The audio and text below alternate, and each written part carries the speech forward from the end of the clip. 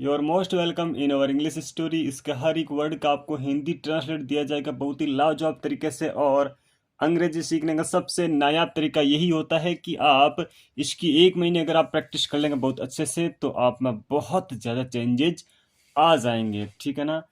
Story का title है the Kings white elephant, यानी कि राजा का सफेद हाथी। ठीक है ना।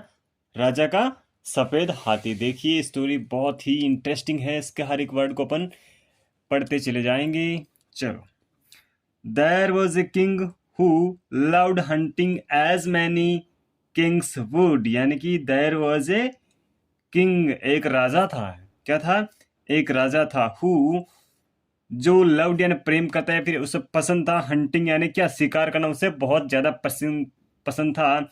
एज मैनी किंग्स वुड, यानी कि जो कई राजाओं के थे उसे भी शिकार करना बहुत ज्यादा पसंद था। यहाँ पर लव्ड का हम प्रेम नहीं समझेंगे, उसे पसंद था, ऐसे हम इसका मीनिंग निकालें। ठीक है ना।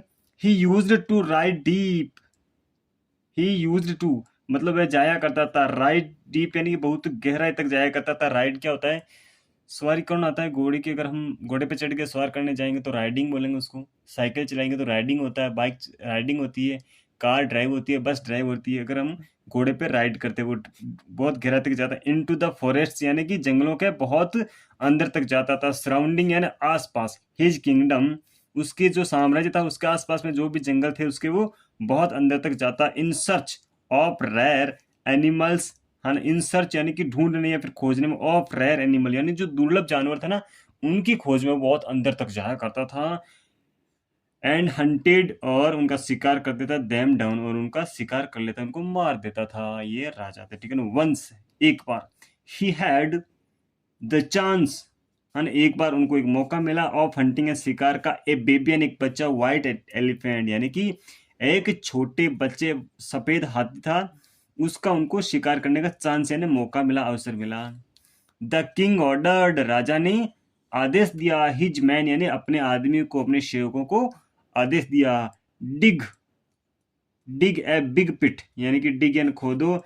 ए बिग यानी बड़ा, पिट यानी खड्डा, एक बड़ा खड्डा खोदो। एंड कवर्ड इट अप, यानी कि उसे ऊपर से ढक दो। विथ सम ड्राइड लीव्स, यानी कि कुछ सूखी पत्तियों से। एंड और ब्रांचेज यानी कि शाखाओं से उसे ढक दीजिए। अब क्या होता है? The baby elephant, the baby elephant यानी जो बच्चा हाथी था ना, विल डेफिनेटली यानी कि पक्का ही, फैल इनटू द पिट, यानी कि इस जो गड्ढा है इसमें वो पक्का निश्चित रूप से गिर जाएगा।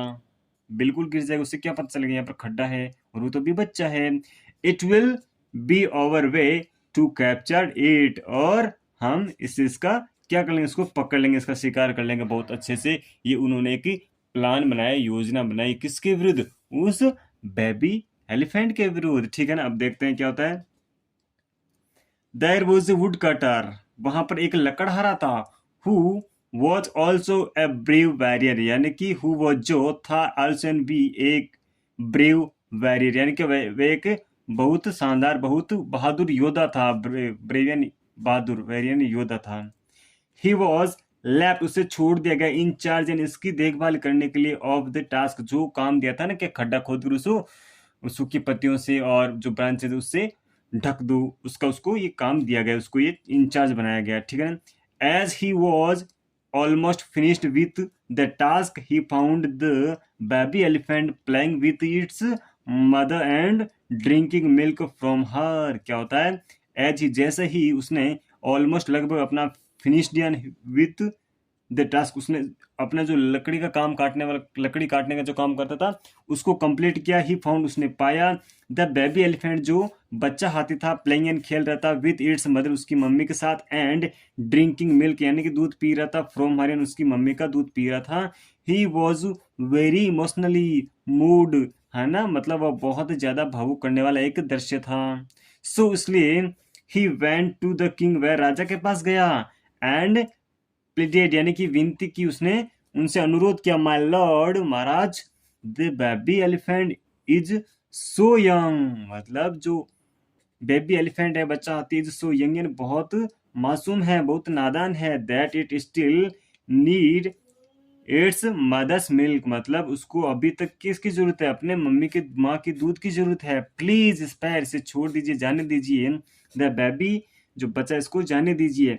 And let it live with its mother for some more years, और उसे रहने दीजिए अपनी माँ के पास फॉर, यानी कुछ समय, कुछ वर्षों के लिए उसे और अपनी माँ के पास रहने दीजिए। वो तो अभी बहुत मासूम है। ऐसा वो जो वुड कटर है ना, वो अपने महाराज से, लॉर्ड से बोल रहे हैं। नाउ द किंग फेल्ट, जो महाराज थे, राजा थे, उसको क्या हुआ, फील हुआ, एहसास हुआ, हिज एरियन, उसकी गलती का एहसास हुआ। एंड सेड, और कहा, लेट इट बी सो, ऐसा ही होगा, ऐसे ही रहने दो, जैसा ये वुड कटर कह रहा है। एंड ऑर्डर्ड हिज मैन, देखो यहाँ पर क्या है, MEN है, क्योंकि MAN होता है ना, वो तो होता है सिंगुलर, और MEN इसका प्लूरल नंबर होता है, ठीक है ना। ओके, वी सेल पेकअप, है ना, we shall pack up and leave for our country, हम अपना सामान पैक कर लेंगे और प्रस्थान कर जाएंगे, फॉरेन के लिए, ओवर कंट्री, हमारे देश के लिए हम यहाँ से प्रस्थान कर जाएंगे। दी एलिफेंट्स, यानी कि जो हाथी है यहाँ के, सेल नॉट बी डिस्टर्ब्ड, यानी कि इनको कोई भी अब डिस्टर्ब नहीं करेगा। और हंटेड बाई एनी मैन, और कोई भी इनका शिकार नहीं करेगा, ठीक है ना। मोरल शिक्षा क्या होती है, काइंड हार्ट, यानी कि जो दयालु हृदय होता है। फील्स नो फियर, उससे कोई भी डर फील नहीं होता, उसको किसी भी डर का एहसास नहीं होता है, जैसे वुड कटर को नहीं होता। वो काइंड काइंड था ना, तो ब्रेव तो था ही, वो तो बहादुर तो था ही था, और उसका काइंड हार्टेड था, उसका जो दिल था वो बहुत कोमल था, हृदय था उसका, वो बहुत काइंड था, दयालु था, इसलिए उसे कोई डर फील नहीं। उसने राजा को यहाँ तक कह दिया कि आपकी ये गलती है, इस बच्चे को अपनी माँ के पास रहने दिया जाए। Thank you for watching this video, कर सकते, थैंक यू।